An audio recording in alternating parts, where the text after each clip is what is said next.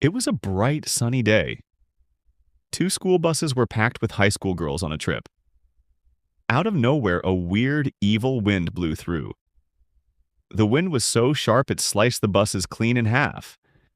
Everyone inside got cut straight at the waist. Mitsuko was lucky.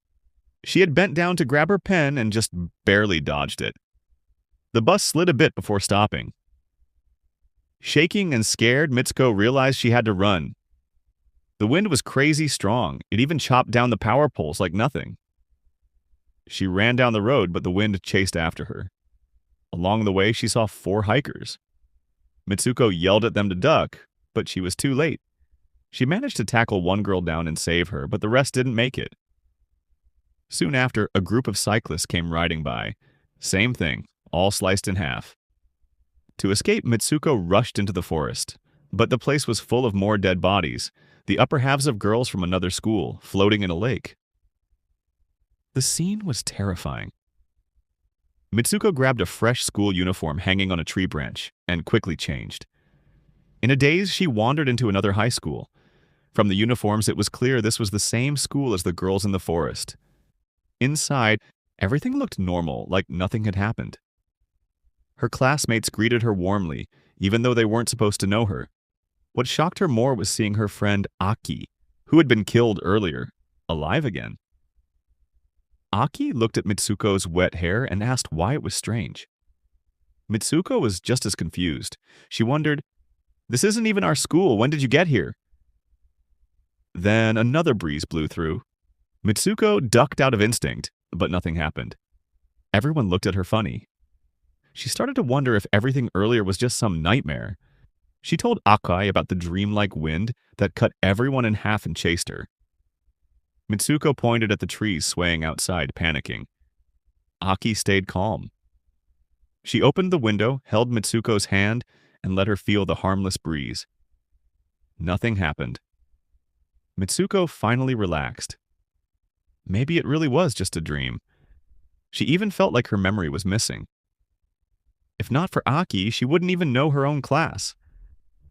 Besides Aki, Mitsuko also hung out with 2 other girls, Taiko and Sur.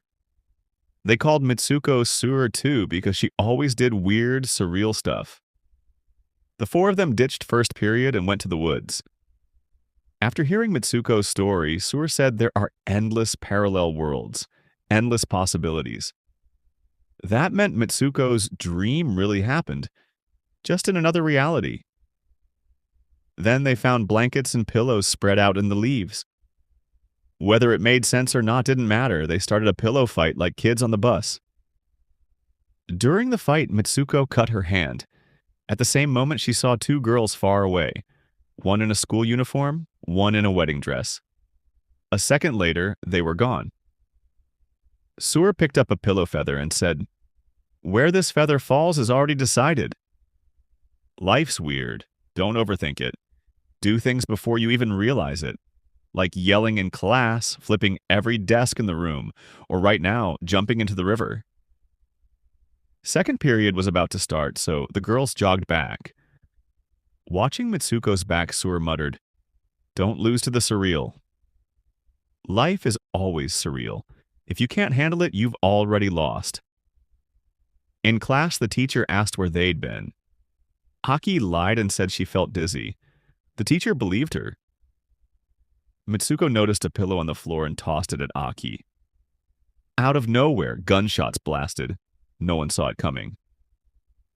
The teacher, who had just been writing on the board, snapped. She pulled out a giant machine gun and started firing at the whole class. Aki was hit over and over, dead instantly. The teacher yelled at Mitsuko again, demanding to know why she skipped class. She kept scolding her, calling her disobedient. In the middle of the chaos, Sur and Taiko grabbed Mitsuko and pulled her out of the classroom. The 3 of them hid in the science lab, but even that place wasn't safe. It felt like every teacher in the school had gone insane. To protect Mitsuko, Taiko sacrificed herself. Then, before Sur died, she gave Mitsuko one last reminder. You gotta beat the surreal. Gunshots rang through the halls. The surviving students ran toward the school gates trying to escape. But the teacher's attacks grew worse. A girl running beside Mitsuko shouted, "Mitsuko, think! Figure this out! If you don't do something, we're all dead!" But before her voice even faded, the four girls running with Mitsuko were sliced in half by the evil wind. Mitsuko kept running until she reached town. She rushed into a police station, desperate for help. She was so tired she couldn't even talk, just breathing hard. She grabbed an officer and dragged her to the door, pointing toward the direction of the deadly wind. The officer stared at Mitsuko for a long time. Then her eyes lit up. "Wait, aren't you Ko? Why are you dressed like a schoolgirl?" Mitsuko froze. What the hell was happening? She looked in a mirror and realized her whole appearance had changed. She wasn't herself anymore. The officer told her they used to be classmates. Both of them were actually 25 years old now. Before Mitsuko could even process that, the officer added, "Today is your wedding day. You can't be late." Then she dragged Mitsuko into a patrol car and drove her to a chapel. Inside, Mitsuko saw Aki again. Even though Mitsuko looked different, Aki recognized her instantly. She leaned close and whispered, "No matter what name you use, today is your wedding day." Mitsuko wanted answers, but Aki told her it wasn't the right time. She warned her to stay quiet. "They're all watching us." But when Mitsuko looked around, there were only the two of them. Aki clearly knew more, but wasn't ready to explain. Then Aki revealed her crazy fighting skills. When a group of guests stormed in, she killed them all. Even the policewoman was kicked to death by her.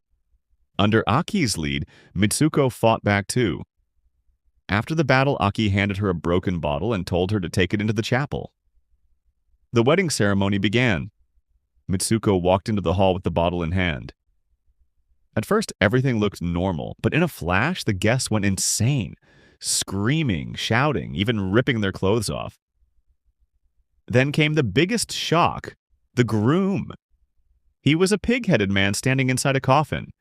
The guests pushed out a giant wedding cake and shouted for Mitsuko to kiss him. Of course, she refused. Instead, she stabbed the pig-headed groom in the neck with the bottle. Mitsuko snapped. She went on a rampage, slashing at the guests who couldn't get away. In the chaos, Aki appeared to grab her. But blocking the exit were the same two teachers who had massacred everyone at school. Luckily, Mitsuko and Aki had turned into skilled fighters. After a few intense rounds, they killed the teachers and escaped. Out on the streets, Mitsuko felt something chasing them. Aki told her to run ahead while she stayed behind to fight. Mitsuko kept running until she came across a girl who greeted her mid-run. Turns out the girl was in a marathon. Confused, Mitsuko joined in and realized her form had changed again. This time she had become Isumi, a marathon runner. Her teammates told her, "Don't look back. Keep your eyes on the road." Then one of them said something strange. "Mitsuko, you're not thinking about anything, right? We're your running partners. We've been running with you since way back. Remember elementary school? You were faster than us. You even won first place." Mitsuko didn't remember any of it, but with their encouragement, she started accepting this new identity. She ran hard toward the finish line. Soon she saw Sur, Taiko, and Aki again, but behind them came the killers and the pig-headed man. Aki and the others stayed behind to hold them off. Mitsuko climbed a slope and reached another part of the racetrack. At the end of the road, she found an old brick kiln. There, she met a schoolgirl who led her to a group of dead students. Smiling, the girl asked her, "Can you die?" "As long as you stay alive, everyone else here will die. You should just die." The girl pulled out a knife, grabbed Mitsuko's hair, and screamed, "It's all your fault! Everyone's dead because of you!" Just as the blade was about to fall, Aki appeared and struck the girl down. She grabbed Mitsuko and pulled her through the crowd of corpses. The dead students just stood there, not moving, not exploding, just silent. As they neared the exit, Aki told Mitsuko to keep repeating her own name. Slowly, Mitsuko started regaining her memories. She found her true self again, returning to her original form. When Mitsuko finally calmed down, Aki reached out her hands. Under her skin, she revealed wires buried deep inside. Aki told Mitsuko straight up, "This world you're in, it ain't real. It's all fake. But only you can break out because you're the main one here. If you don't find the exit, you'll stay trapped forever, dying over and over. The only way out is through me. Rip me open." Mitsuko didn't want to, but in the end she listened. She pulled the wires out of Aki's body and Aki split in half. A hole opened up where she stood. Mitsuko stepped through it. She passed through a kitchen and ended up in a back alley. A bunch of shady guys were standing there, staring at a poster on the wall. The poster showed 3 girls, Mitsuko, Ko, and Asumi. That's when it hit her. This whole world was just a game. Everyone else was just NPCs. She was the only real one. Then a sharp-looking young man showed up. He asked her, "Don't you remember me? Not even my name? I can't believe you made it here." He told her, "This world ain't the same one you used to live in." Mitsuko couldn't understand. Her head spun, her vision went dark, and she fainted. When she woke up, she was back inside the abandoned, brick kiln. On the walls were girls in school uniforms, wedding dresses, and marathon gear. All the different forms she had taken in this game.